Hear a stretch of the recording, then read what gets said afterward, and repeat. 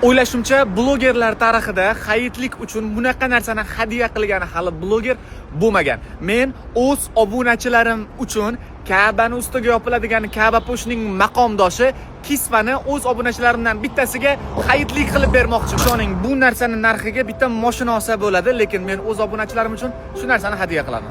Hech qanaqa shart yo'q, faqat menga obuna bo'lgan bo'lishingiz kerak. Shu videoga bitta like bosib, kommentariyada bir raqamini yozib qoldiring.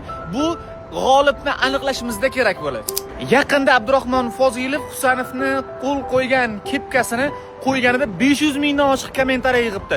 O'yladimki, Husanovni kepkasiga shuncha qiziqqan odam Ka'ba po'shini maqomdoshini olishga ham undanda ko'proq qiziqadi deb o'yladim va shuning uchun obunachilarimdan bittasiga mana shuni hadya qilaman. Qani kim qancha qiziqish bildiradi, hayitlikni olishga ishtiyoqi baland. Videoni maksimal tarqatish kerak, storieslaringizga qo'yish kerak. Nimaga?